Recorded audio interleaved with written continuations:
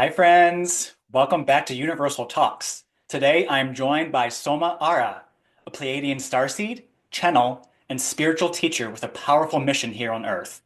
Soma has been receiving transmissions and downloads from the Pleiadians since childhood, experienced a life-altering out-of-body encounter with Jesus at 12, and has dedicated her life to helping humanity raise its frequency during this ascension period.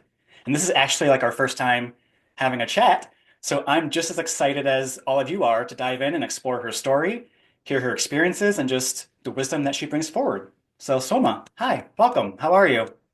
Hello, Kenneth. I'm delighted to be here and finally connecting with you on a live, um, Yes, yeah, on an interview. Um, yes. and it's the main way that I really connect in with people now is on interviews. Mm-hmm. Whether it's a live or it's a recorded. Yeah, it's interesting times, isn't it? It is because people are just they're we're nosy by human nature. We're nosy people. So like it's just whenever people get like a like a fly on the wall with our conversations, people just love that. And they can do it while they're working or just cleaning the house or doing anything like podcast or I never thought I would be a podcaster, but here I am. And it's such a blessing. It's so fun. And then just the connections that we were making are ugh, so heartwarming. It's so fun. I know it really is. Hmm. And I had it not been for COVID, I never would have picked up a microphone. And I don't know if you're the same. I'm kind of feeling you are. Yeah. But there's so many people at that time. There was just thousands of people that literally that picked up microphones and turned on their cameras and started speaking out and Yeah. saying, this is not okay. This, Yes. this is not, we do not consent. Yep. It was kind of like an uprising of people. Hmm. Um, yeah, yeah. I mean, I would never have picked up. I would never have done it, I you know? agree. Yeah. I was the same because it was during like the lockdown and everything. It's just you felt so closed off. And so because of that, that bred this awakening in people to connect more. And so I've always said like us light workers have infiltrated social media in a way that they just were not expecting, like at all. So yeah, it's an honor to be here with you and connecting. 'Cause I'm pretty sure, like we said before the recording, I think it was 2020 when we actually connected on media. So it's yeah, it was a very shifty year, very shifty. Yes. Yeah. Yeah. And it's been a wild ride ever Oh my since. gosh, yes. It really has been. Like it's been like 2 decades in the past 4 or 5 years.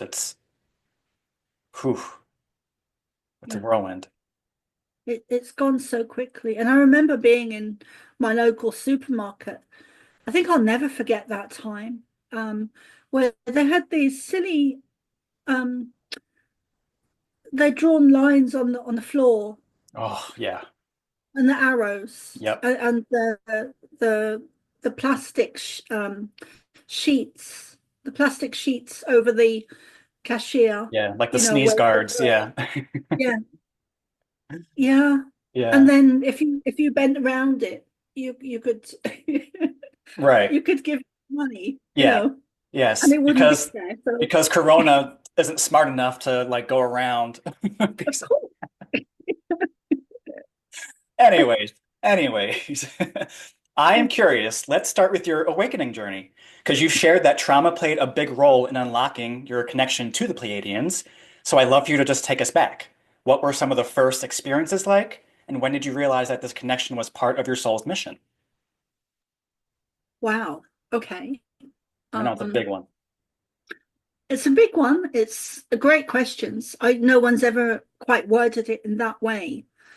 Um, so my first conscious memory now, which I'd forgotten for a number of years, was when I was 8, and um, I had a man laying on top of me, and I was a skinny little thing. I was underfed, undernourished, and he was really big. He was very heavy. He was an alcoholic.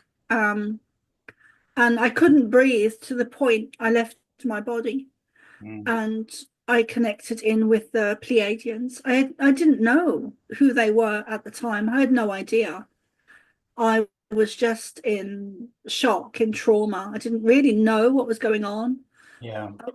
I was quite an innocent child, and so I was only 8, and I wasn't really aware of sex or, the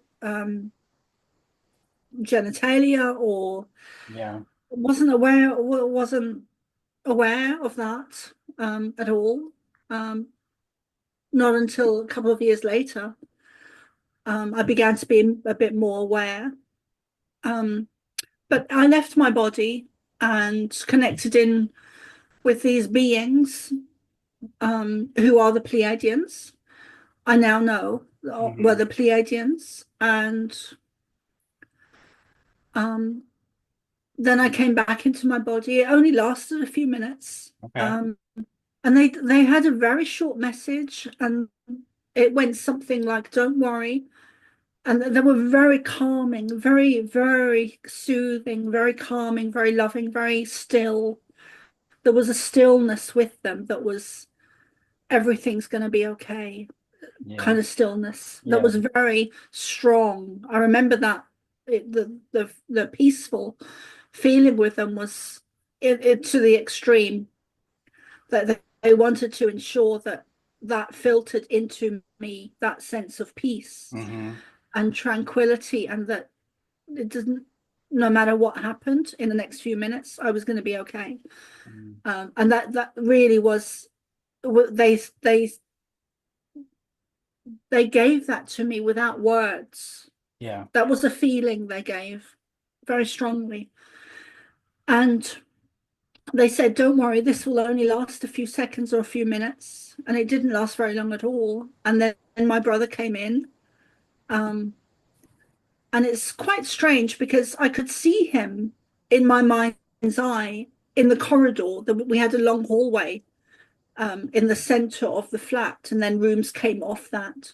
Okay. And it was quite long, and I could see him walking along, and I could see him coming into the room, into my bedroom at the end of the corridor, before he got there. So I was observing from above, Yeah. um, watching him come in, and then he came in, and then I came back into my body, and then my brother dragged Bill off me, and then my mum came in and um, she wasn't aware of what had happened previously before she entered the room with Yeah. what she was aware of what Bill had done, who was her boyfriend. And then, so of course well, I say of course, I don't know, but she started to hit my brother because all she could see was my brother was hitting her boyfriend. Yeah. So then she started to hit my brother because she didn't know what had happened previously to that. And then things didn't escalate, thank God. Things calmed down. And um, so, yeah, my whole childhood, there was a lot of trauma, a lot of abuse, but Yeah. I do take a big positive from it. So then there was another, when I was 12, I'd been abused again and again, from the ages of when I was in the cot in Namibia, in South Africa, Namibia, Yeah. um, and which is close, you know. Um, so yeah, from the time I was in the cot up until the age of 13, I think it was, I was sexually abused and raped by my cousin. And then from the age of 13 to 16, there wasn't really any sexual or abuse or rape. Um, but I did have an out of body experience when I was 12, where the same thing happened. I left my body. Um, I decided I wanted out. I didn't want to be here anymore. Yeah. And I decided on taking tablets. So I lay on my mattress on the floor, and um, I was sobbing my eyes out, and deciding on taking tablets because I was just done. I was just done, Kenneth. I didn't want to be here, like, at Yeah. all. Yeah. And it wasn't a cry for help. It wasn't any of that. But I left my body. And because of the experience, I'll never forget the layout of the room. So there was the mattress on the left-hand side of the wall, and then there was the door on the over kind of on the door on the wall going across, and then there was another wall, and then on this back wall here there were two windows, Mhm. and we were in a high-rise block of 20 floors, Okay. and the lift didn't often work. The lift rarely worked. um, so I always remember the some of the African ladies on the top on the 20th floor with kids. It was a very poverty stricken area. Mhm. They would have to walk up the 20 flights with shopping and kids and Oh, jeez. prams or buggies Yeah. and like just I remember seeing them sometimes and going to help them. But anyway, sorry, kind of got sidetracked there. It's all right. Painting a picture. So I left my body, and I was above the door on the right corner of the ceiling, looking down on my body, and um, Jesus came to me, and I wasn't just upset, I was distraught. I was sobbing, retching, and snotty, and it wasn't a pretty picture. And so I left my body, and Jesus came to me, and I recognized him because my mum was Catholic. She's passed away now, but she was Catholic. So there were an Irish Catholic. So there was a lot of, you know, tradition of that in our home. So I recognized him because of that, I guess. Hmm. Although he did look slightly different, darker skin. Right. Um, and he came to me, and I was with him for about 4 hours, 3 or 4 hours at least. And he took me on a very long journey. And he showed me my life and why things at that age and why things were happening and karma and what was going on. And it really showed me a lot of my stuff and what was going on, really explaining it to me. Um, and then when he understood that I got it, that I understood his message for me personally, then he moved on to the bigger picture of humanity and what is or what was going on at the time. Hmm. And not even at the time, it was a bigger picture than that. He was showing me, lessons and natural laws about consciousness and energy and how things work, on an energetic and conscious level. Wow. And then when I came back into my body, um, so I was gone about 3 or 4 hours. When I came back, I was totally blissful. Just I'd gone from one extreme to the other. Yeah. And that's how I always knew it was a real experience, because those that scale of emotion doesn't happen without something profound happening, Mm. um, or um, or taking something, Right.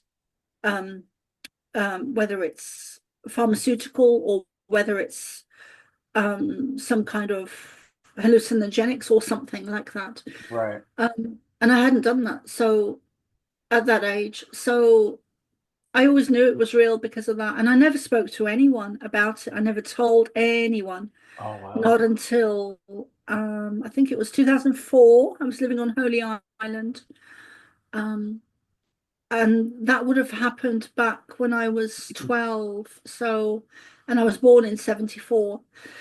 So it was back in the 80s that would have happened. So that Wow. was a good 20 years that I didn't tell Yeah. anyone. That's But when incredible. I came back, I was just so blissful for about 3 or 4 weeks, and then that gradually ebbed away. And I've realized over the years that it wasn't just an out of body experience, but it must have been a Kundalini awakening Mm. of some kind, because I was just blissful, like nothing mattered. Right. And yet here I was, still in the same house, the same people, family around me, the same teachers, the same school, the same, nothing had changed Right. except I had changed. So Exactly. everything was different for me. I came back with a completely different everything, a different understanding, a different perspective, a different, I was more aware, I was more conscious, I was more awake, I was more expansive. Mm. Hmm. Wow. Wow. So you mentioned that you recognized Jesus just through your the religion. What did you think, or who did you think the Pleiadians were then when you visited them? Did you just think they were angels or aliens or what? So well, I believed they were my guides. Okay. Um, just after that experience, that experience really changed everything for me. I'm sure. I it did, it really did. It was such a major event in my life. I stopped going to school after that. I began meditating at home. I didn't know what it was called. I just would sit on my mattress cross-legged and just zone out. It brought me peace, it brought me tranquility. It brought me an escapism Mm. from what was going on at home with an alcoholic mother and violence and abuse and addiction and blah, blah, blah, blah, blah. Yeah. And being bullied at school as well when I was at primary school. Yeah. So after that experience, I just, you know, I didn't want to know anything from the school. I didn't want to talk to anyone. I just wanted to kind of isolate in my room and read and meditate. So I began meditating in that way. And then I would go to the local library every day and just get all the books out I could, on everything, on all the esoteric subjects. So I was reading Edgar Cayce and um, uh, Doris Stokes, who was a famous medium in the UK. Okay. Um, and I was reading those types of books. And that was from the age of 12 till 16 when I left home on my 16th birthday. I couldn't wait to get out of there. And I've heard someone else say that recently as well. Actually, Greg Braden said that the other day on an interview. I think he was 14 when he left Oh, wow. because he just couldn't wait to leave. Similar circumstances. Yeah. So, and he was 14, which would have been illegal. He was saying that on the interview. Um, but of course, it was back in the day when, there wasn't the rules and regulations Yeah. Yeah. um, that were being adhered to anyway. So, and I did try to go to secondary school, but the Pleiadians put a wall of energy up in front of me. So I actually couldn't physically enter. And I didn't know it was the Pleiadians. I really didn't. I just thought they were my guides. Okay. Um, but I always had that from being in the cot. Around that time, I was always connected to my guides and spirit. My granddad when I was 9, and uh, we lived in Ireland for a number of years when we left South Africa or Namibia. And I would be in the garden in Ireland, in rural Ireland, playing with nature spirits and fairies and elves and tree spirits. And I just love nature. I always have. It's my way to connect to Mother Earth. And Mm. so I was one of those weird little kids, um, and very connected to nature and spirit guides, and I had a lot of downloads from the age of, I would say, 8. I was going to say 12, but it probably was 8. That initial conscious memory. I'm sure there's Oh, memories. oh yeah. Wow. So during like all of this, you didn't share with your mom or your brother, or did you have anyone to talk to about any of this? I didn't want to. I felt like I was on a different planet. Yeah. Um, so I really, yeah, I did. There was a couple of years when I was in primary school.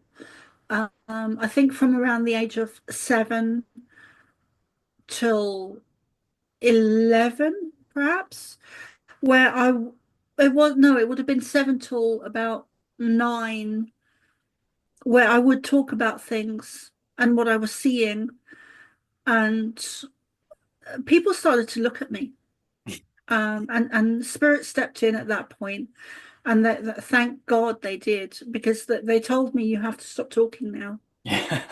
People will people are talking, Yeah. um, and that they will lock you up. So I remember the day actually.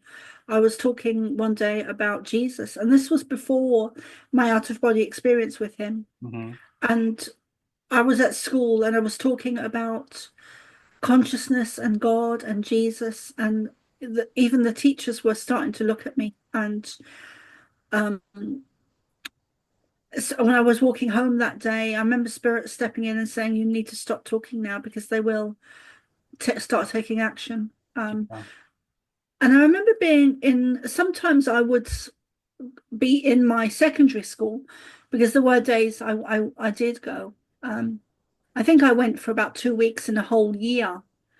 Um, and I remember very vividly looking at the other kids and seeing their auras, and also the teachers, and energy. And so I was one of those kids.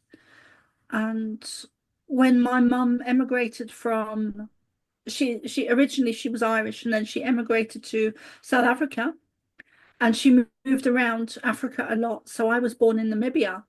And then when she separated from her first husband, who was very, very extremely violent with her, she moved back to Ireland, and we lived with my granny for a while. And um and then we moved to Dublin for a while. And my mum knew that this was the first experience of me in Dublin. And yet here I was, this little kid. I must have been maybe 7, I think, or 5, 6 or 7. And I was telling her about the road names and what was around the corner and what was down the road and the buildings and the street names. And she just kind of looked at me because she knew I couldn't read or write. I was too young. Um, and I was never a quick learner. So I never picked up, and I'm dyslexic as well. So I never really picked up. I was a late reader. Um, Probably around 10, or no, I think it was after that, maybe 10 or 11, I started to read, Okay. and write.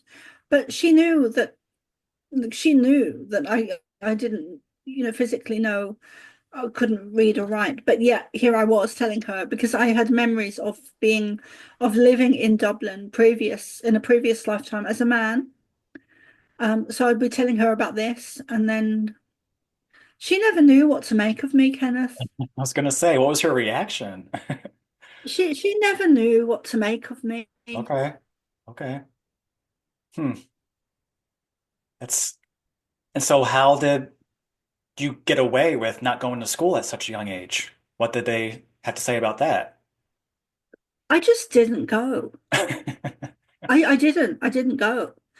Well, actually, that's not strictly true, because there were times, I think maybe 4 times, where I did. I got up, got dressed, and it wasn't like a 5-minute walk down the road. This was 2 bus journeys, and it was an hour, half an hour on each bus. Um, and I could never get my mum to give me the bus money. I don't know what she was thinking, but it was a real effort. I had to beg her to give me the bus money to go to school. Um, Wow. and so eventually she would, it would take an hour or something of me begging her to do that. So eventually she would. Um, and I'd had this awful uniform. It was a red jumper, bright red Ooh. um jumper and a black skirt, I think it was. Yeah, it was skirts, black skirt. And it was an all-girls school in Stamford Hill called Skinner's Company School for Girls. And it was two buses, so half an hour each. So it was Yeah. a big journey, you know. Yeah. And so I would get there, and there was this wall of energy in front of the school gates that held me in this vortex where I just couldn't move. Hmm. And I didn't know at the time what this energy was. I was Yeah. more worried about what people would think that were watching me, because people would be walking by, looking at me, looking up at this gate, and I'd be aware of all this energy around me, and I just couldn't move, and I was held in this vortex of energy. And the vortex of energy around me was separate to the wall of energy in front of me. Yeah. Um, and the Pleiadians would be talking to me, and I was more worried what people walking by would be thinking. Um, so that happened about 3 or 4 times, and in the end, I got fed up of doing that, because the journey, and then the begging her for money, and which was only a couple of, like, it was £1, I think, at the time. So it would have been £2 or £3. So it wasn't very much. Right. Um, so I just, I was a very strong, determined little kid. Like, people would say things to me, and I would just go off and do the total opposite. Um, which is kind of, now looking back, it's funny. It But is. I think at the time, my family, I gave them a really hard time. Sounds like it. Um, I did. I did. I would not. So I was born with a very strong sense of determination, and I would not listen to anyone. I would not back down. It was my way, or it was no way. Yeah. And funny, but I don't know why I'm bringing Greg Braden up, but he was saying the same thing. I think that's why I'm mentioning it, because he was born with that warrior type spirit, and he was saying it, Mhm. and it um was sorry, I'm kind of going off there, but No, I resonate uh, with that too. I'd say a lot of us starseeds, light workers, whatever you want to call it, we have that innate, just like resistance towards like authoritative type controlling situations. We're just like, no, nope, I don't think so. But like in a loving way, not like in a rebellious, angry way. It's just like a, no, this isn't right. So I see what you're saying for sure. I get it. And I love Greg Braden too. So you can bring him up all the time. I love all of his work. He's an amazing person. He's like on the top of my bucket list to have on the podcast, actually. That'd be amazing. Yeah. yes, So like when yeah. you communicated at that time before you actually knew they were the Pleiadians, like what was that communication? Was it just like through the just so you could hear them? Did you actually see them? Was it just a knowing? What clair were you using? I'm curious. I mostly could hear them. It was Okay. mostly telepathic, but I was aware of them more in the distance. Well, that's not even true, because I could hear them, Hmm. like, talking to me, and I always had a sense of them being here on my right hand side. Okay. And sometimes Ashtar is normally behind me, um, th- but they're always within my vicinity. Yeah. And then sometimes I do kind of see them at a distance, but in my mind's eye. Okay. That would be clairvoyance, I guess. Yeah. Yeah. But I remember one incident where I was really conscious of them, and I was 12, and I think it must have been after the out of body experience with Jesus, Hmm. because I was in a blissful space. And I walked into the lounge, and my mum was watching the TV. She was watching the news, and the Sphinx was on the news. They were talking about Egypt and the Sphinx. Um, And I was held in this vortex of energy again, and I was in the doorway of the lounge. The lounge was quite large.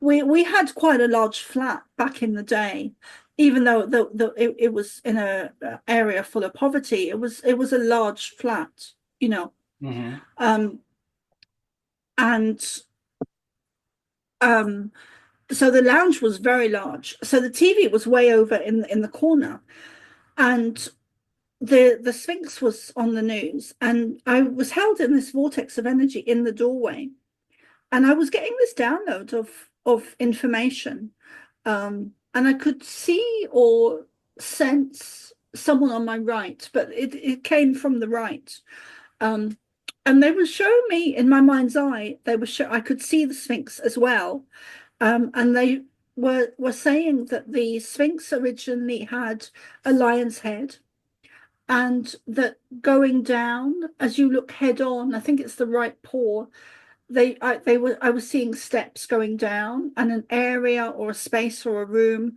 that was secret, and they were showing me that there was information or important documents or something important in this room.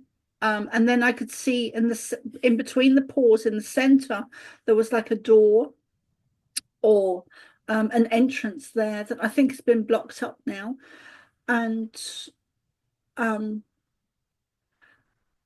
yeah, and that happened when I was 12. I never told anyone. I never told anyone. Hmm. I think when they said to me, "You have to stop talking now, Yeah. because things are getting serious. You're getting older, and you need to be quiet if you want Hmm. to continue. Otherwise, you're going to go down this very different pathway where you'll be locked up." Yeah. Um, Yeah. and Especially in I, those times, because even I had a similar experience, but I was probably more like middle school age, so probably not too much older than where you were, where I had like the download or the knowing of like, okay, stop sharing everything that you're sharing because you're starting to scare people. Like the friends were starting to get old enough to realize like, hey, this isn't a party trick anymore. Like, how do you know this shit? And as you said, like teachers and just older people were starting to catch on, and but thankfully we moved around a lot, so I wasn't like stuck in one area where if they started talking, it didn't get too far. I just became the mysterious kid in another area, another school, another state. So I resonate with that part of your story at least. So yeah. yeah, I think that makes a difference when you move around yeah, because you don't, it's not, things can, a yes, different environment and new people yep, can stop the questions from yeah, from the old school. right. Yeah, because of course in the moment it's hard and it sucks, but looking back, oh my gosh, I'm so grateful. So grateful. Because again, we moved not only just different like cities, we left states. So like I just got to reinvent myself many times at a very young age. It was a blessing in disguise for sure. Yes. Yeah. So I'm curious, what was the moment when you fully embraced your mission? Was there like a turning point where you realized that you were here to help humanity in this way? Yeah, it was it was much later on actually. It was in, I think, 2010 or 2011. I was doing shamanic training in Ireland Okay. with a shaman called Paul O'Halloran, who's Irish. And he was in Galway at the time. I was training with him, and we were having a weekend, I trained with him for about 2 or 3 years, and we were having a weekend session where we were doing ayahuasca and a shamanic journey where I had left my body again, and I went into the universe, and I could see the night sky and the stars and the planets and suns and moons and just the planets. I was in the universe traveling, and Yeah. I was with my guide that I call Many Moons. Ooh, I love that. Um, yeah, it's um he's yeah, I have a very strong connection to him, and um that was established years before that. Actually, when I was a child, I used to have memories of having a lifetime in um Native America, which is where I connected with him in this lifetime. But he Okay. was I was also with him in that lifetime. Beautiful. Um, and so in this shamanic journey, I was with him and I was up looking within at the universe, and I was and I was also with the Pleiadians, and they showed me and him many moons. They showed me my mission, my journey, why I was here. And again, it was a very profound experience for me where they that nothing nothing could shake that belief in that it's not even a belief, it's a knowing. Yes. Yeah. Because they made it very clear what my mission and purpose and why I'm here. And a big chunk of that, a big part of my mission is to channel the Pleiadians, um, and get their message out. That's a big part of my mission. Mm. Um, and yeah, So for those who like don't know, let's break down like what would you say or how would you explain the Pleiadians to those who may have no idea? yeah. You're asking really great questions, Kenneth. Thank Really you. good. Thanks. Um, thank you. Thank you. So, I like to keep things simple. Yes. Um, when people don't know and ask me who are the Pleiadians, I always describe them simply as being similar to angels, but they're similar to they're light beings that are similar to angels, but they're not. Mhm. They're an ET or an extraterrestrial or Star Nation race of light beings. But that's normally what I say to people. That's kind of a Okay. box standard answer Right. Yeah, because I it's give. always hard to bring all those the quantum cosmic things into a 3D module so people can digest it. But it's yeah, I just love hearing how people explain. And that was good. I like that. How what point in your journey was it after the ayahuasca? When did you like connect the dots that wait, these are the Pleiadians? How like when did that happen? That actually happened before because my journey's a bit back to front because of all the lost memories. Mm, So it was, I had already started to, so I started to channel them consciously. I think it was 2009 or 2010, where they showed up. Um, and I was actually sent an email by a guy at the time that I just thought was a bit crazy. Um, and I was sent an email, and I had never heard of him before. Um, and I was living in rural Ireland in Lewisburg, and I had just left a man I was married to. I wouldn't even call him my husband these days, but because it wasn't like that. yeah. Um, it wasn't a traditional marriage in that sense, but he was Tibetan. He had been a monk. Oh. He grew up in Tibet, and it was a very bad marriage. And I was very, very depressed, very unhappy. And I started to write um, when I was in that marriage. And I would guess you could call it automatic writing. Mm, But then I left him and I moved to Lewisburg, which is a rural place in Mayo. It's on the beach. I had a house on the beach. Not ooh, a very nice house, um, very run down, but it was huge and it was on the beach, literally. So yeah, it was beautiful in that sense that I'm sure. yeah, it was stunning. Oh, And the view from the window, there was a huge window that stretched in the lounge, and you could just see the whole ocean. It was just amazing, which is wow. why I took it. Yeah. Um, and it was there that I was sent. and this is rural in the middle of nowhere. It was a 20-minute walk to the local small shop. Okay. Um, and so I was sent an email by a guy saying that, hi, I was given your name by the Pleiadians and we should work together. And my initial reaction was, this guy's crazy. Like, he's a bit loopy. Yeah. So I wrote back and I said, yeah, that's great. And thank you. And, but it turns out, and this is another major event that occurred in my life. And the guy's name was, so after he sent me this email, I had started, the Pleiadians actually turned up and Ashtar turned up behind me.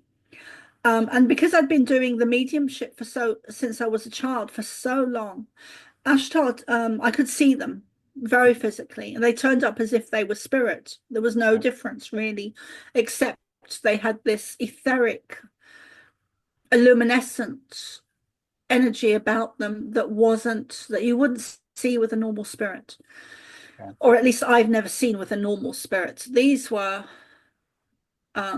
extraterrestrial. I Mhm. guess is you know perfect word, but luminescent beings. And Ashtar stood behind me, and then there were other beings the same as him, other Pleiadians behind him, and then going off to his left. Um, and then he turned up like that, surrounded in a blue type energy, blue aura, sparkling. And he said, hello, he actually said hi. He didn't say hello. He said, hi, my name's Ashtar, Commander. And so I had to Google it because I so much blocked memories, so many blocked Yeah. memories. Yeah. So, and that happened because of the email that this guy sent me, whose name is Joshua Shapiro, who is the Crystal Skull Explorer. Okay. So the events unfolded like that. And then jumping forward, 2010, 2011, I think it was about a year after I'd already started doing the shamanic courses. And then I was shown that image of my mission and Okay. purpose and why I'm here. And And then I began to have memories as well during those courses of having connected to them as a child. So Mhm. it's kind of strange how, like, my life has not been, I didn't start channeling them as a child. And then, well, I did, but I'd forgotten Yep. all of that. Yeah. I'd forgotten for so long. Hmm. Because the mind, I mean, the mind, you probably know you know yourself, Kenneth, the mind blocks out trauma Yeah. because it's a protective mechanism of the brain. Exactly. Yeah. Wow, that's fascinating. I'm curious though, like then and now, how do you discern what's coming from them versus just your own intuition? Experience, Okay. experience, and building relationship with them, relationship with spirit, or whether it's your granddad or the Pleiadians or Arcturians or Andromeda or Syrians or Lyrans, whoever it is, or spirit or animal spirit guides or even Jesus. It's a relationship is a relationship. It's built on trust and understanding and communication and energy and trust and even telepathy. Hmm. So there was one time where I'd been channeling for I guess maybe 2 or 3, 4 years. And I was deceived by a group of beings or a being. No, I'd say a group of beings. But I've learned through experience and through time and repetitiveness of knowing their energy and the way they show up and the way they work with me sometimes does change. Mm. Um, but it's building a relationship it's very similar to any relationship, whether it's a physical or friend or in spirit. There's not I don't there's not much difference there. Mhm. So it's building trust and learning who they are and feeling their energy um and that's definitely a familiarity that I feel now with them. But as I've gotten older, um they used to step in and step in and step out all the time. But these days it's like they don't step out anymore. They're just constantly with me now. And I think that's the same for a lot of people. Yeah. Yeah, with the collective consciousness just finally getting to that frequency, they're able to just stick around longer, I feel like, or just we're able to perceive them easier, perhaps. Yeah, it's common. It's very common. What is the strongest message that they've been emphasizing lately? Because just with all the shifts happening on the planet, like, do they have like a message that just keeps coming right now? Yeah. um just breathe, um, relax, take it day by day, because sometimes I do get very overwhelmed um, with the energies we're in. So breathe, relax, one day at a time, try not to do too much. And collectively, it's grounding is important. Um, Connecting in with the earth, walking on the earth, connecting in, really taking care of our bodies, Yeah, diet, nutrition, walking in nature, trying to go or going for swims in the yeah, sea, and really balancing the work-life ratio, balancing work-life, family, relationships, um, balancing everything, really, balancing money, balancing food and diet.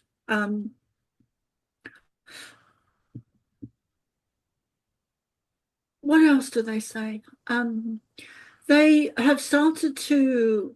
Um, I've become very progressive in my channeling over the years, noticeably since 2019, um, and especially within the last 2 to 3 years, where the channeling has got very progressive, um, noticeably so. And so the messages that they share are always loving, always kind, always honest and direct, and some of the more specific messages. So that's kind of the feeling that they come in with, and always a mhm, tremendous amount of love. yeah, Um, but some of the messages that they share are very specific about our history and science that we've been lied to on a mass scale, and they've gotten very specific with that with me, where they've recently, over the last year, they've shared so much information mm, about our past history, to do with Tartaria, to do with the giants, to do with the dinosaurs, to do with um, all the hidden things beneath the earth, and the tunnels. A lot of this they did show me as a child. Um, but and then they also do the predictive stuff as well, where they predict certain events, or and they mostly do that regarding weather. They did predict Hurricane Helena. They predicted mhm. that it literally 1, 2 or 3 weeks before it happened. Wow. And then I was kind of um, in um, manically trying to get as onto as many interviews as I could to get out the information. Mm, Um, So I don't like it when they do that so much, because it's it can be hard to balance those energies. Sure. Because I was trying to warn people, and I'm very hard on myself. I'm my own worst enemy, really, in the Yeah. sense that I um I I don't want people to say, oh, and I'm sure they do all the time. Um, so I make sure that when they do predictions like that, that I record the time and date so that I'm accurate in what I'm saying is preceding this Yeah. event, Yeah. which is what happened. And and all thank you. And also they're reminding me now. Um, but that's what I mean when I say I've got progressive. So I could be like I'm talking, they're talking to me now. Yeah. So and years ago I wouldn't have been able to do that. I would have, you know. Okay. Um, so in that sense, because when I first started to channel them in after the email from Joshua Shapiro, I would just be taking dictation and typing. Um, Okay. but there's no way I would have been able to have the confidence to do an interview or do a live channeling or anything like that, Right. because I was always a very shy child. Um, and there was something they were saying there. Oh yeah, thanks. So they were saying there that they had, I think it was a couple of weeks or a couple of months. I'm not sure, but it is recorded on my Saturday weekly channelings that I do every week at 7 p.m. on a Saturday. I think it was maybe 3 or 4 weeks. I'm not sure exactly, but it was predicted before the event. And it was actually a major event. It not, I mean, Helena was a major event, but Yeah. it wasn't a weather event. It was actually a landing in Florida where these that they predicted, which just I find the stuff they tell me is just fascinating, Yeah. because they predicted it before it happened, and it's recorded. Like you can go back to the recordings. Yeah. So there were ships that landed, and there were beings that were seen somewhere. It was in Florida. I think it was last year, and there were hundreds of police cars. Oh, Um, yeah. it Outside was the that. mall. Yep. Yes, it was Hmm. that. They predicted that in a channeling they did, where they said there would be a genuine landing in Florida. Wow. Um, and a couple of weeks later, it actually happened. And for me personally, I'm like when I take if I take myself out of like when I'm channeling, I'm just relaying information. Yeah. So I'm not in the picture. But when I come back and I'm like I am now and I'm fully conscious, um, I find it fascinating that they would share things like that, especially predictions where Hmm. you can't like you couldn't make that stuff up. No. No. That's so fascinating. Wow. So that being said, like many people are waking up like to their galactic origins. Do you believe we all have star origins, or are some souls more connected to these cosmic lineages than others? I think there's a large group of us like you and me, and I definitely include you in this. I can see Yeah. it. You're shining. Um, and I have been told that a large group of us, probably, I'll take out the word probably, 144,000 of us are here. We don't come from Earth. Our energy is different. We're not from Earth. We have something extra that doesn't fit in, that stands out, that is different, doesn't blend in, doesn't fit into the school system at all. Um, and often as children, we don't like well, I never liked the fact that I didn't fit in. I always wanted to be hide. I always wanted to hide, Mm. um, and I was always very noticed, not least by men, but also the teachers and the kids, and like everyone saw me, and I Right. just wanted to hide in a wardrobe. Yeah. Yeah. But yeah, so we're here en masse for a mission, a purpose to help assist humanity because we are different. We are the warriors of the light. We are here to make a difference as starseeds. We are different. We're energetically different, physically different sometimes. Mhm. I mean, when you look at people like what is her name? Mariana, or I forget her name now. I'm sorry, but she's a starseed that she's done an interview with another woman who I can't remember her name either. I'm horrible with names. It's okay. Yeah. Um, but she looks very Pleiadian. Mm. She, Yeah. and she's got very, very big eyes and long, beautiful blonde hair. Mariana something. Okay. Um,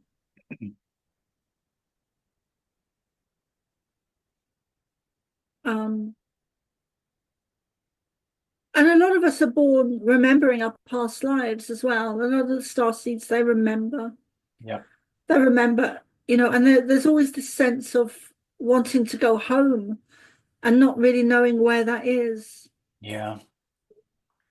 and a sense of not fitting in, of standing out, of being the black sheep, which really we're the white sheep and it's inverted.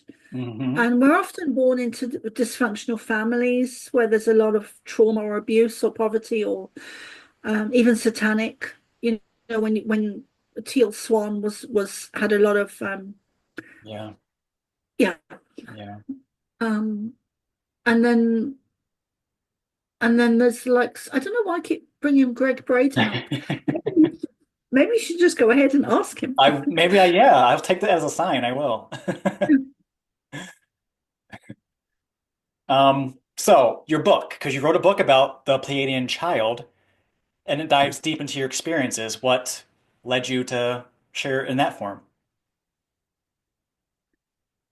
Thank you, Kenneth. Yeah, I started to automatic write when I was in the UK, married, and then and even as a child, they had told me I would write a book. And of course, I think I was 12 at the time. And I remember telling my brother, I'm going to write a book. So I went into my bedroom and started writing. um, and of course, I that didn't continue. Like I stopped writing, probably within a couple of days or something of starting Mhm. when I was 12. Right, right. But I hadn't realized when they said you're going to write a book that that was the first book they were talking of Oh, or wow. speaking of, when the Pleiadian child. So I began to automatic write, and then I moved to Ireland, and then I was sent the email, and then I began to channel consciously. And I'd already started to write some of my childhood experiences.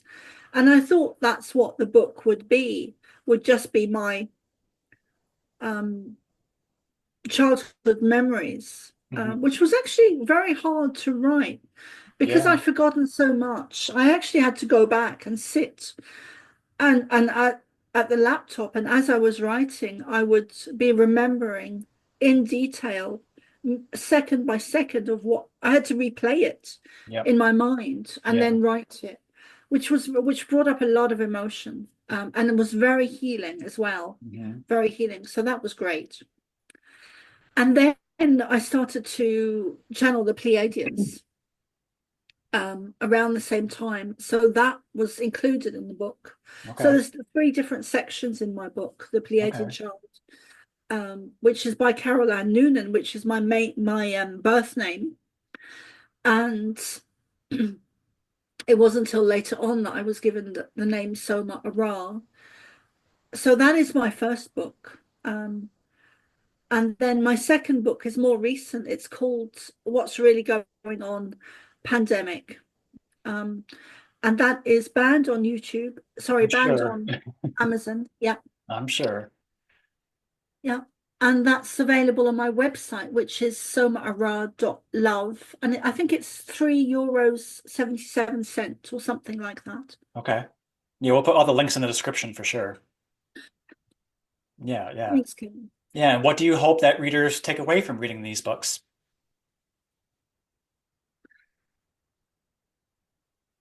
I hope they take away the awareness. I hope it brings them awareness to realize that they are much more than they've been told that Mm, they are. Um, in spite of the abuse I had, I was very blessed as a child to have the experiences I had. That, and it was those experiences that got me through the trauma. Many people are traumatized as children and don't have the experiences or the connection to spirit that I had. And yeah. that's what kept me here. So I Mm, have so much more admiration for people that have gone through difficult childhoods because they've done it alone.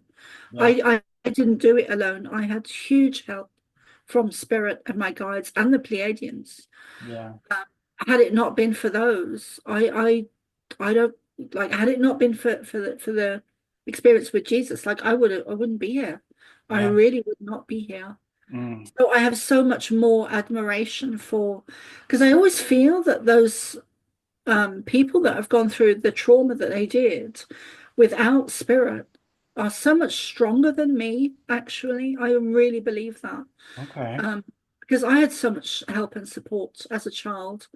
So I I would I guess what I'm saying is I really admire those people. Um, their journey has been much more difficult than mine, for sure, and they're stronger Mm, because they didn't have that help and support that I did. So I right. was very blessed. And I guess I would like to say that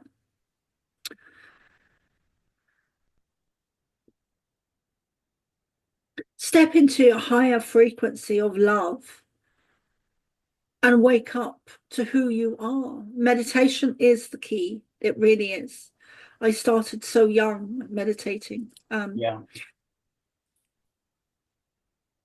Yeah, just wake up to your divinity. You are God's source, having a physical experience in a physical body.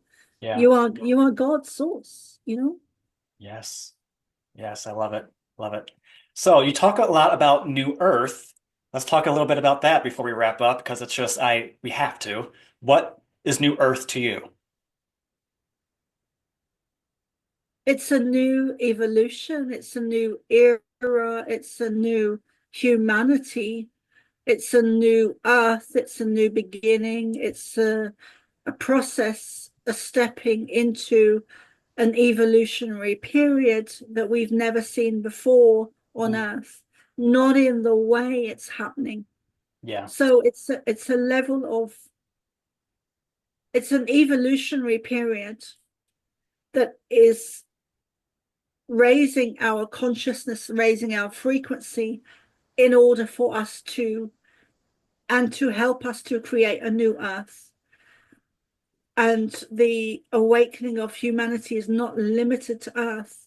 It is affects everything in the universe. The earth is not a separate object or planet that it has no effect on anything else around it. It Yeah. affects everything in the universe. So the suns, the stars, the moons, the planets, the Pleiadian star system, everything. Um, everything is evolving. Consciousness itself is expanding and on an evolutionary cycle or process. Um, and this is sometimes known as the 20, is it 25,000 years or 26,000 years? But there's a time, there's periods of time when we go through different evolutionary stages, and this is just the next stage for us. Mm, And our bodies are physically changing. We are physically, our DNA is changing as well. Our yeah. blood, our skin, our hair, our teeth. We're physically we are changing, and we've got a long way to go before we become crystalline human beings. But that is where we're going, I believe. Yeah. I love that answer. So I was going to ask if you see it as more of a physical transformation or consciousness or both, but it sounds like you think it's a mixture of both. I think it's both. Yeah. Yeah. I think, well, um, I would say that our consciousness has already started to shift Mm, and change and move forward, and we're more aware than we've ever been yeah. um, in our lifetime. Anyway, we there's many people waking up, and we can see the divide becoming wider and wider, Yeah. and um, it's we're on the different opposite end of the spectrum. So we're at one end and we're speaking this language, and it is very similar. They often reference it to speaking a different language, and the two just can't understand each other because they're speaking a different energetic language. They're Yeah. not on the same frequency. They Right. don't understand what you're talking about Hmm. because they're operating on a different frequency, a different awareness. They don't understand Mm. through no fault of their own. Right. Yeah, that's a great analogy. I love that one. What role do you see starseeds in this evolution? Like the role of starseeds in this evolution? Um, crucial, crucial. Yeah. We are here to assist in a physical way. We are the Pleiadians. We are the Syrians in human form. We are hybrids. We, Yes. we are. We Yeah. are hybrids. We are able to withstand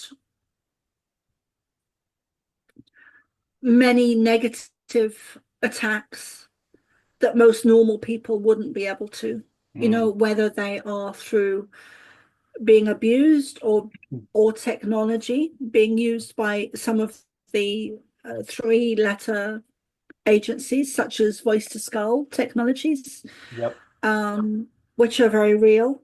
Oh yeah. Um, and so our bodies are uh, our energy is stronger. We've been training for thousands of years, from lifetime to lifetime to lifetime for this time now. Mm. And we are different, and we are here to assist humanity in this waking up process of Mm. ascension and consciousness evolving. And Atlantis actually has, they were talking about this yesterday. They've been talking about it for the last couple of years, the reversal, what they call to me the reversal of Atlantis, which is a parallel timeline to now. Oh yeah. Except at Atlantis, we stopped and we didn't evolve. We allowed the negative agenda to overtake us. Yep. And so we devolved. And now we are going into, now we get to evolve. Now we choose to evolve. And the Pleiadians have said very clearly that they will not allow us to not ascend because they won't allow it. And neither will the Syrians or the Lyrans or any other positive ET species. They Hmm. won't allow it because it affects everything within the universe. It Yep. affects them. Yep. Um, Yeah. So would you say that there's specific missions that different starseed groups have? yes, Yeah. absolutely. Yeah. Yeah. And they've even gone so far as to show me different levels of star seeds. So Mm. we're all star seeds, but we are all at different levels. So there's some older star seeds, some younger star seeds, some have different missions, some have used different tools. So some would be more into writing and art, some would be more into doing interviews and podcasts. Some would be more into healing water. Some would be more Mm, healers. yep. And then they've also said that they will be um, this year they will be um, downloading and transmitting through me and probably others specific DNA codes that have been placed into star seeds that are specific codes that have been put into star seeds Yeah. in groups.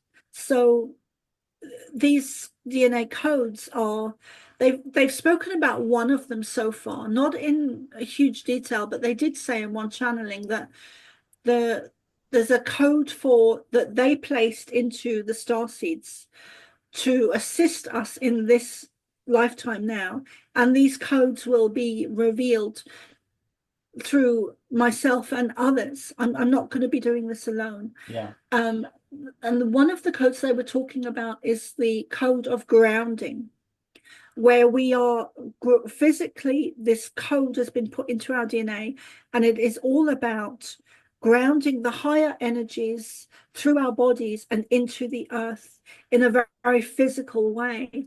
Yeah. So as we do this, it it grounds us as star seeds, which we always, most of us seem to struggle with. Hmm. Um, so we ground in the energy to the earth, but also it, as we do that, the energy also rises up from the earth. So it's a two-way spiral. So it Hmm. goes up, and as it does that, it raises the frequency of um normal human beings on the planet. So Yeah.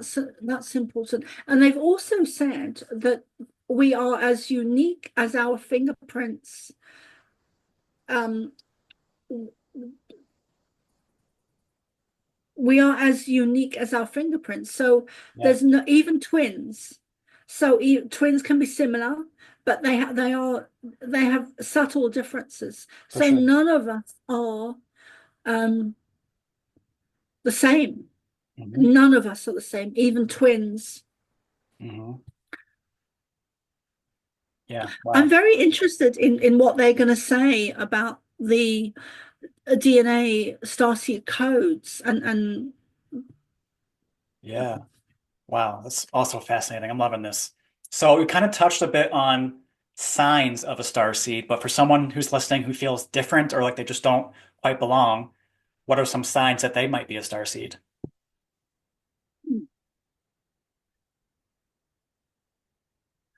being a black sheep, not fitting or being called a black sheep by their family. Right. And Right. that's been inverted. So they're normally the white sheep, and then the family is dysfunctional. Yep. And we're born into those families to bring a healing, to bring awareness to the family, to bring a different consciousness into that family lineage and to heal that family. Yes. That's an important aspect. Um, a sense of not belonging, a sense of wanting to go home, a sense of not fitting in, a sense of standing out, a sense of being noticed, um, being bullied. Um, yeah, those are some of the basic ones. Yeah. Having abilities that are not Yeah. normal, you Right. know, healing, telepathy, dreams, memories of um, having past lives, memories of being on a ship, whether it's happening in the dream time or it's happened in a previous lifetime, memories of um, living in different, even countries like Egypt, having a connection to Egypt, Yeah. memories of um, alien races, memories of being on ship, whether it's from the dream time or past life memories, Yeah. um, Okay. seeing energy, telepathy, knowing things. all of these are, I would go so far as to say all of these things are um, signs of being a starseed. So there are many categories that Mhm. actually, like psychic and medium and healer and Reiki master, even shaman and telepathy, being able to see auras, all of those titles are actually a subcategory of being a starseed. Mhm. Okay. Yeah, that makes sense. And what advice would you give to someone who identifies as a starseed but feels stuck or disconnected from their mission? That is interesting because I just was given that information 2 days ago. Oh, awesome. Yeah, I did it on I think it was the Saturday night. What day are we today? Monday. So Saturday, I had an experience in my own life, and then they channeled that information on the Saturday, on that evening. Okay. Um, yeah, it's interesting how things unfold It really sometimes. is. So they had said that um when we're feeling stuck as star seeds, it's not our stuff. We're stuck because it's an ancestral or generational trauma Mhm. or way of being. So for me, it would be issues around food to do with the famine and the Irish lineage, and also addiction issues as well in my family, and dysfunction and trauma and rape and all of that kind of stuff. Yeah. So I'm just using that as an example. Right. So because things get passed down from generation to generation to generation, and we now are the generation as star seeds to change that. So they were Mhm. saying the other day, when you feel stuck as a star seed, this is not normal people, but as a star seed, when star seeds are feeling stuck, which many of us are Mhm. in in the time we're in now, it's Yeah. not our stuff. It's because of the family, or the family, the generational ancestral. Um, Sometimes curses have been placed back, um, way back in the generation. So it's really, the stuckness is not our own energy because Mhm. we're not even from here. The Okay. stuckness is in that energy going back in the ancestral. That is where we need to look at. Yeah. And normally, when we are able to see something, whether it's a physical object or in the sense of a physical entity or a physical um, demon, because a lot of us do see demons, or it's a etheric, it's more of an etheric, or no, normally when we see something, it clears. Mm. So if you are, for example, if someone is getting attacked a lot and then they see the energy after a few days or a few weeks or a few months or even a few years, normally when you see that energy, it will clear and dissipate. Yeah. And the same is true for the ancestral energy or the Mm. generational energy, whether it's a curse. A lot of us a lot of us, our families have been cursed Yeah. by negative ET beings, which also is to do with the Catholic Church. Yep. Yeah. I resonate with everything. I'm loving this. For those who have been through deep trauma but don't feel spiritually connected yet, what would you say to them? Start loving yourself. Mm. Yeah. Start loving yourself. That's the most important thing. It doesn't matter if you're spiritual or not. It makes no difference if you have been traumatized and are stuck with that and not feeling spiritual. The most spiritual thing you can do is if you're in that place, is to start loving yourself, Yeah. really loving yourself. Basic stuff is to start kissing a mirror, saying, I love you. I Yeah. love um Tara Love Perry actually does programs called I Love You Me. Yes, I love her. Yes. Hmm. Maybe if you're drawn to doing to if you resonate with her, then do her courses. Okay. But and love is a huge part of this process, hugely, because they've said love is a frequency. And if it is a frequency, it can be measured. If it can be measured, it can be created. Mm. So, and we haven't been taught that as Oh, children. We haven't learned that from our teachers, from our parents, because it wasn't known back in the day. Or if it was, if people did know, it was they were burned as witches. yeah. So love is a frequency. Even if you're at the height of a dark depression, that can be cleared. And normally, when people are depressed, it's a wave of depression that comes over them because it's not their energy. Or waves of depression come over people because it comes from the outside. Yeah. It's an energy that is not yours, that Right. is, yeah. So love is you can create love frequency within yourself through sound, through music, through healing, through being in communication with the Pleiadians.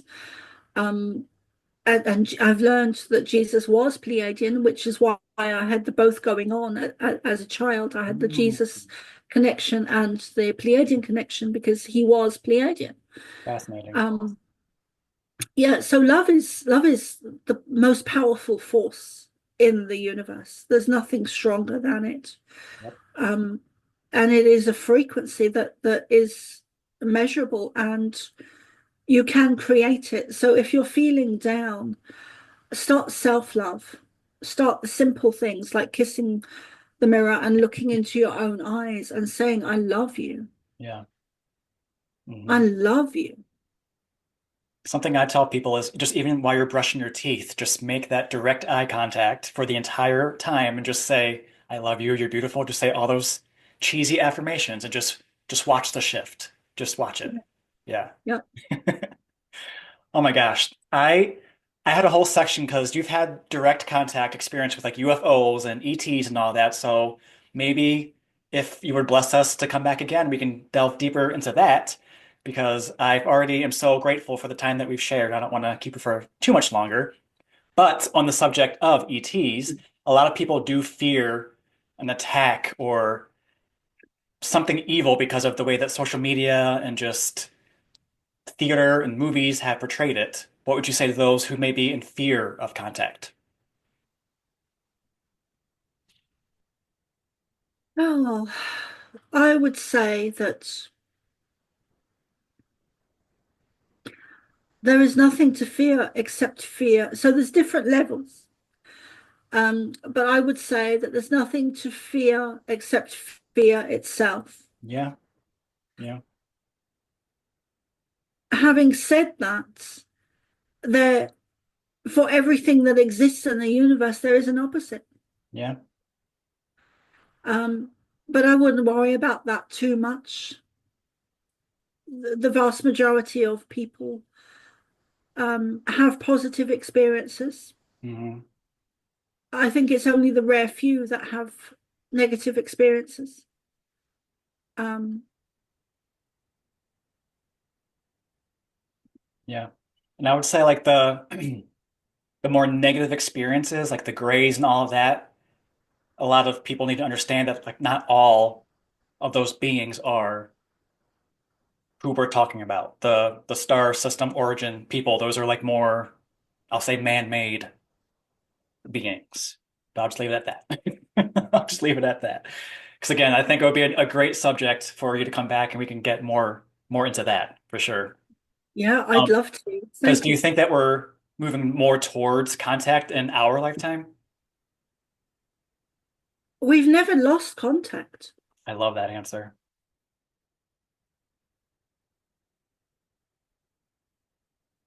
Oh, there you are. Sorry, we've never lost contact. Yep.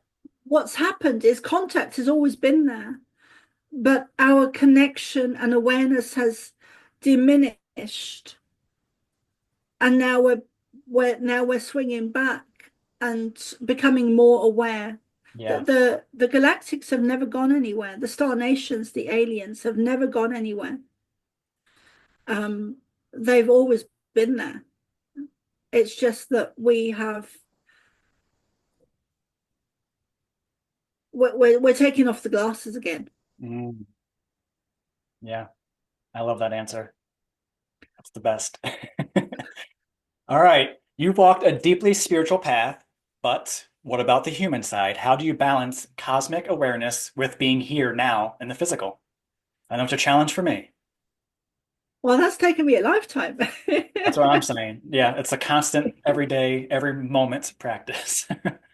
It is. Yeah. It really is. It's very difficult to so some of the experiences I had as a child, um, I I wouldn't speak.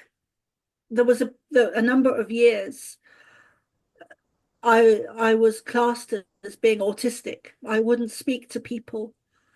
I didn't want to talk to them. Yeah. Yeah. I heard what they were saying. I understood, but I had no interest.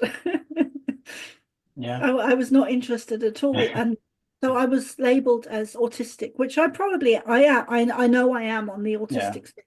It's a large spectrum, a large, beautiful spectrum.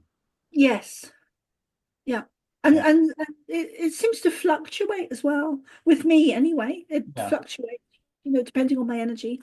But it's a lifelong learning because we are not from here. Our energy is different. Mm. And whether you're called autistic or even Down syndrome or ADHD or there's a number of different labels that So are many. Yeah. so many different labels. Mhm. And there's also different levels to those labels as Yep. well. Yep. Yeah, I didn't speak as a child until I think I was about I forget how old I was now, 7 maybe, Oh, or younger than that. At least 4 or 5 anyway. I wasn't interested in speaking to people. yeah. Um, I was too connected to the galactics. I think it took me a little bit longer. They say that babies are um it takes them what, maybe a year or something to fully become in their body. Oh, yeah. And I think it took me maybe a little bit longer because I kept leaving because of the abuse, so that didn't Mm. help. Hmm. But yeah, it's a real balancing act. Um, and a very common characteristic of a starseed is not actually wanting to be here Yeah. in your body anyway. Right. So, that takes us out, and that creates um, a disbalance, an unbalance, an imbalance, Yes. say, where we don't want to be here. So what's the point? And so Right. therefore we unless in our bodies. So we have to kind of want to be here as well. And I think that is part of the balance that kicked in 2019, where we Yeah. did want to be. That really changed things for me, Hmm. where when COVID kicked off, really changed things because I then and now although I've had kind of fluctuated since then, gone through phases of wanting to be here and not wanting to be here. For sure. But at the moment, I want to be here.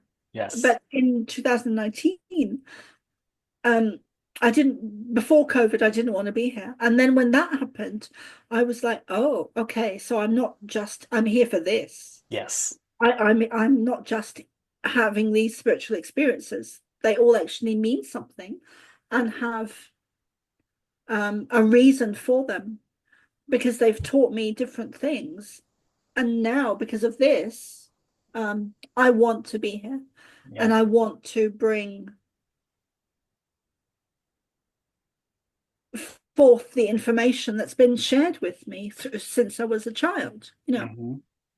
And I'll leave you with a funny story. Oh, Well, please. it's kind of funny. Yeah. Um, so as a child, they told me a lot of things, um, and they showed me a lot about Egypt and even Rome as well. And um, they showed me that dinosaurs walked at the same time as man. I was very young when they showed me that, and of course I never told anyone. Um, but they had shown me that when I was very young, and I actually turned to them and said, "That is not true." And it's the only time I've ever said to them, "That is not true," because I didn't believe it. Because it wasn't. I didn't believe it when they told me, but now there's proof of dinosaurs having walked with man. Yep. There's a lot of proof Oh, yeah. um, from different sources, different people, different evidence. Yep. So that's kind of my. It's not that funny, but that's kind of my funny story. No, I enjoyed it. Thank you. Because I've had similar downloads, or because I'm a very or claircognizant type of a being. So like I same at a young age, I was like, why do I know this? It almost got frustrating and I got used to get mad. So like I don't want to know this shit anymore. Can I just be normal? But thank the heavens that never happened. So Yeah, thank God. yeah, I know. All right. This has been such an amazing, expansive conversation. But before we wrap up, what is one key message that you would like the viewers and listeners to take away? Love wins. Mm, I love that. That's perfect. That's perfect. All right, looking ahead, what's next for you? Any new projects or books or workshops for us to keep an eye on? Thank you for asking that, Kenneth, because I always forget to um, promote myself. Right. I kind of got used to it, but I used to hate it in the beginning. I wouldn't be doing it at all. It's hard, yeah. It is, yeah, because um, the yeah. Anyway, so there's a self-love that comes with that, that is that I haven't always had. Yeah. Um, so my work is progressive all the time, Yep. all the time. So I am now doing three different groups. Two have already started, and one is will start on the 1st of April. So I have a Saturday group at 7 p.m. Irish time, where I channel the Pleiadians, Okay. and there's also a Q&A and then a talk afterwards. And then the Sunday group, I've recently started to do, which is a very different energy actually. But I've recently started to do. It began as a workshop of 17 weeks, and we did week 4 yesterday. Oh, wow. But they've since said to continue it. Um, so I do a channeling on a Sunday as well, and it's a different energy. Okay. Um, and both groups are by donation. Okay. Originally, it wasn't like that, but both groups are now by donation. And then the third group starts on the 1st of April, which is a group for people who've signed up to my paid Substack, whether it's monthly, yearly, or founder. Okay. So that's more of a private group. And I have two books, and I have my Substack, which I'm promoting a lot lately, Okay. which I have lots of added goodies and benefits. Awesome. And I have books that are in the pipeline. Yay. Um, Yeah. Great. And I've started channeling for some magazines, one called Spiritual Emergence, Oh, um, that is, yeah, uh, light publishing, I think it is, like technology publishing, which is based in, I think, Arizona, or they used to be. okay. Um,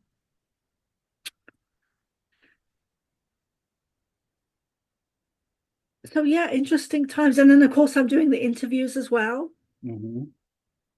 And I do readings and courses and workshops, and I do personal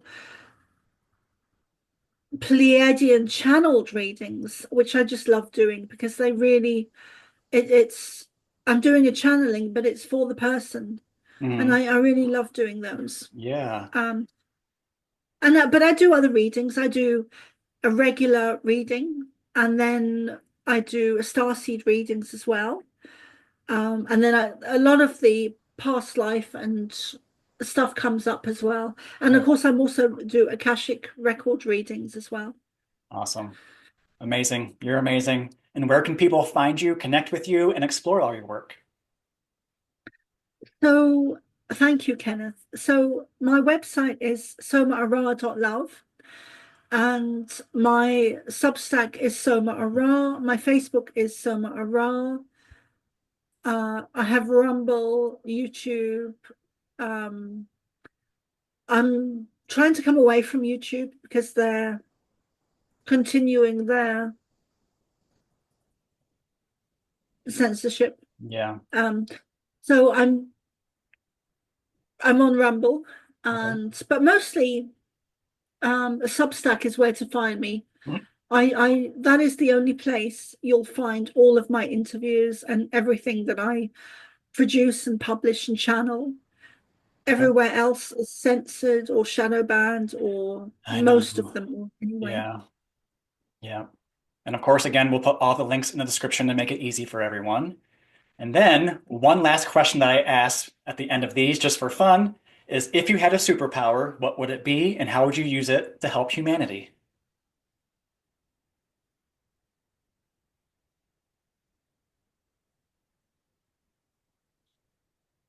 If I had one superpower, what would it be?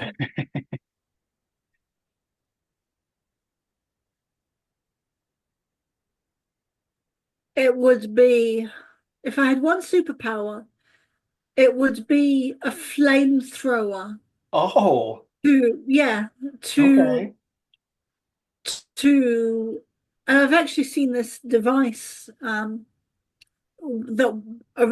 was in use. But anyway, um I would use a flamethrower to burn the black magic that has been placed on money. Ooh, I That's what I would do. love that. That's a very unique answer. That's I love that. I love that so much. All right, awesome. Soma, this has been incredible. Your journey, your insights, and the wisdom you've shared today, it's just so powerful. So thank you for being here. Thank you for shining your light. And friends, if this conversation resonated with you, drop a comment, let us know what your biggest takeaway was. And if you're feeling the vibes, make sure to like, share, and subscribe, all that annoying stuff. But it helps keep these cosmic conversations flowing. And if you want to go deeper, check out Soma's work and her books. The links, again, are going to be in the description. And until next time, mwah, have an amazing everything. We will speak soon. And thank you, Soma.